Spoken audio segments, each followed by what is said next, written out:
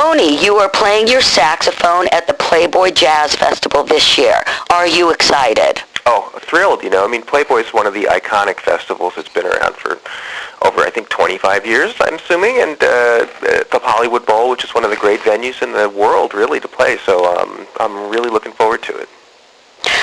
When was the first time you played the Playboy Jazz Festival?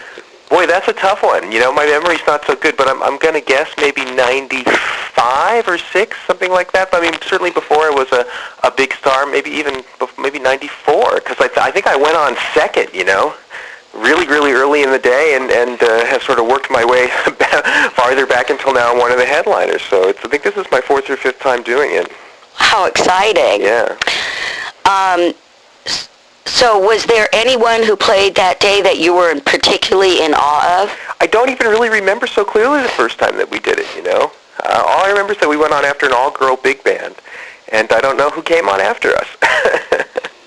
So what about this year's lineup? Is there anybody that you're particularly excited about playing? Sure. I mean, I think on the same day that we're playing as Sharon Jones and the Dap Kings are playing, and I've never seen them play live, and I hear it's really a great show, so I'm looking forward to that. And Ozo Motley is another great band, live band, that I've heard their records but never seen them play live, so I'm really interested to see what it's like. Well, you started out as a backup player in the mid-'80s. Mm-hmm. Can you tell us about your experiences?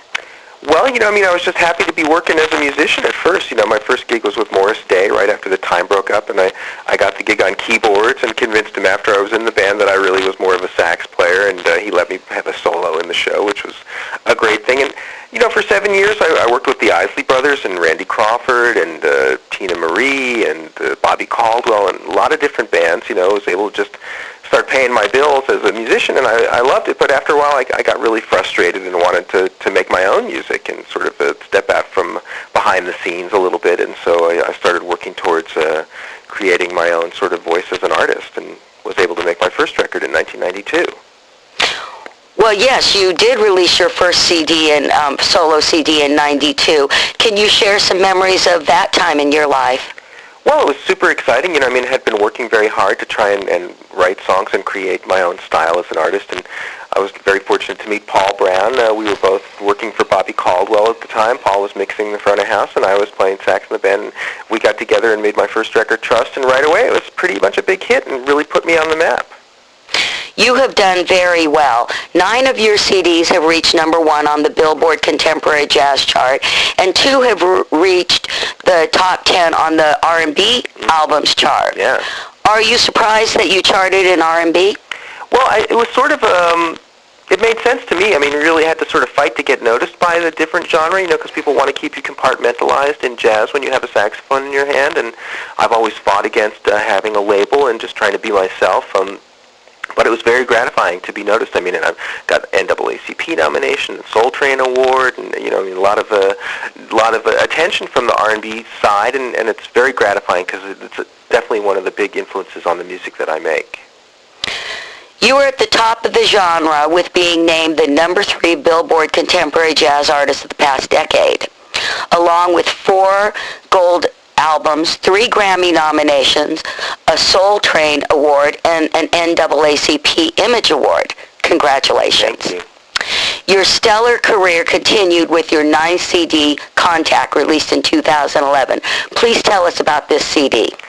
Well, I'm really proud of the new record and super grateful that it's still selling even a year after it came out. It's still in the top 10 on the Billboard Jazz chart, which is a fantastic thing. And we're sort of still out there promoting it because it takes a long time to sell records these days. But, the record really started with just an energy. I had a sense of energy, and that's why I called it Contact. I wrote a song, I called it Contact because I thought about an airplane propeller starting up, And but then I started to get some great guest stars on the record. There's a bunch of young R&B artists on the record, so it became a little bit about breaking down boundaries between genres and making contact that way. And some of the lyrics are all about regret and people missing their opportunities to connect with each other. So it's all kind of mixed up in there together. And you produced, arranged, and co-wrote this CD as well, didn't you? Yeah, I've been producing for almost 10 years now. I started on my Pure CD, and the last, I think, 5 records I produced myself, and always been very involved in the arrangements. I mean, to me, that's almost another instrument, is arranging the music and making sure the tracks have a certain sound to it. So And the last record I did, Send When You Love, was more covers, and this record is definitely much more original music.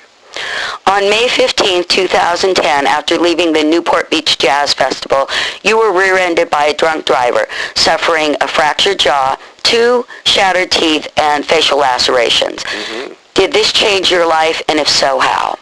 Well, I think anybody who's had sort of a near-death experience, which, looking at the extent of this crash and how hard I was hit, I was really lucky that I wasn't hurt worse than I was. I was really just full of gratitude that I was still around and able to play my music. I mean, even though I couldn't play for a couple months, once I was able to start playing again, I was really just super grateful. And I think that filled the sound of the record and just my life going forward. It really, just gave everything a little extra love. Have you completely recovered? Yes, I feel 100%. I mean, I had to change some things in the style that I play because my teeth weren't exactly where they used to be, and it's such a touchy thing with the saxophone embouchure, But on the whole, I would say, yeah, I'm 100%. The Playboy Jazz Festival will be on Father's Day weekend. Will you be bringing your family? No, I don't think I've got any family coming, just some friends, It's always fun to play in L.A., but my family lives in Northern California now, so I don't think they're going to make it down. They've seen me play so many times. They're over me. Do you have anything exciting planned for your Playboy performance? Well, I've got a couple ideas. We'll see if they come to fruition, But honestly, just for us to be there playing at the Playboy Jazz Festival at the Hollywood Bowl, it's going to be excitement enough. So hopefully that'll spill out into the crowd no matter what. Well, thank you for chatting with us. We look forward to seeing you on June 16th. Thanks. I'm looking forward to it as well.